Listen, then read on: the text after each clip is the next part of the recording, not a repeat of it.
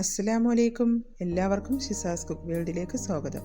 ഇന്നൊരു അടിപൊളി easy സ്നാക്കിൻ്റെ recipe ആയിട്ടാണ് ഞാൻ വന്നിട്ടുള്ളത്. വളരെ ടേസ്റ്റി ആയിട്ടുള്ളൊരു സ്നാക്കാണ്. ഉള്ളിയൊന്നും വഴറ്റാതെ തന്നെ നമുക്കൊരു 10 മിനിറ്റിനുള്ളിലൊക്കെ തയ്യാറാക്കിയെടുക്കാൻ പറ്റുന്ന ഒരു സ്നാക്കാണ്. അപ്പോൾ എൻ്റെ വീഡിയോ ആദ്യമായിട്ട് കാണുന്നവരുണ്ടെങ്കിൽ ഒന്ന് സബ്സ്ക്രൈബ് ചെയ്ത് സപ്പോർട്ട് ചെയ്യണം കേട്ടോ. ഞാനിപ്പോൾ ഒരു ബൗളിലോട്ട് ഒരു ഉരുളക്കിഴങ്ങ് മാഷ് ചെയ്താണ് ചേർത്ത് കൊടുത്തിരിക്കുന്നത്.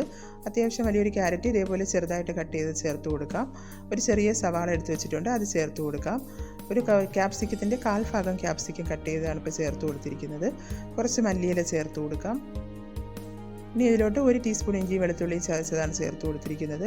ഒരു 150 ഗ്രാം ചിക്കൻ ഉപ്പും കുരുമുളകുമായിട്ട് വേവിച്ചതിന് ശേഷം ക്രഷ് ചെയ്തെടുത്തതാണ്. ഒരു 1/2 ടീസ്പൂൺ ചില്ലി ഫ്ലേക്സ്, 1/4 ടീസ്പൂൺ കുരുമുളക് പൊടി, ആവശ്യത്തിന് ഉപ്പും ചേർത്ത് നല്ലതുപോലെ ഒന്ന് കുഴച്ചെടുക്കാം.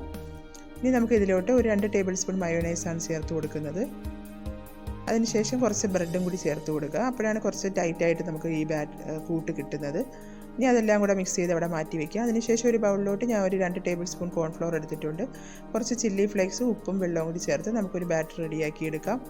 ഇനി നമുക്ക് ഈ കൂട്ടിൽ നിന്ന് കുറേശ്ശെ എടുത്തതിന് ശേഷം കട്ട്ലറ്റിൻ്റെ ആകൃതിയിൽ തന്നെ നമുക്കിത് റെഡിയാക്കി എടുക്കാം. അല്ലെങ്കിൽ ഏത് ഷേപ്പിൽ വേണമെങ്കിലും നമുക്ക് ഉരുട്ടിയെടുക്കാം. ഞാനിപ്പോൾ ഇതേപോലെയാണ് ചെയ്തിരിക്കുന്നത്. ഇനി നമുക്ക് ഈ ബാറ്ററിലൊന്ന് ഡിപ്പ് ചെയ്തതിന് ശേഷം ബ്രെഡ് ക്രംസിലൊന്ന് കോട്ട് ചെയ്തെടുക്കാം. ഇത്രയേ ഉള്ളൂ, വളരെ സിമ്പിളാണ്. ഇതുപോലെ ബാക്കിയുള്ളത് നമുക്ക് ചെയ്തെടുക്കാം. അതിനുശേഷം നമുക്ക് എണ്ണ ചൂടായി വരുമ്പോഴത്തേക്ക് അതിലോട്ട് ഇട്ട് കൊടുക്കാം. എന്നിട്ട് നല്ലതുപോലെ ഒന്ന് ഫ്രൈ ചെയ്തെടുക്കാം. മീഡിയം ടു ഹൈ ഫ്ലെയിമിൽ ഇട്ടിട്ട് ഒന്ന് ഫ്രൈ ചെയ്തെടുക്കാം. ഒരു ബ്രൗൺ കളർ ആകുമ്പോഴത്തേക്ക് നമുക്കിത് എണ്ണയിൽ നിന്ന് മാറ്റാവുന്നതാണ്. അപ്പോൾ ഇവിടെ അത് റെഡിയായി വന്നിട്ടുണ്ട്. ഇനി നമുക്ക് വേറൊരു പ്ലേറ്റിലോട്ട് മാറ്റാം.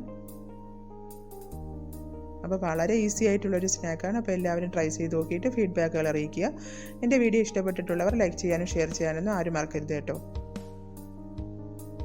ഇനി അടുത്ത പ്രാവശ്യം നല്ലൊരു റെസിപ്പി ആയിട്ട് വരാം. Okay, thank you.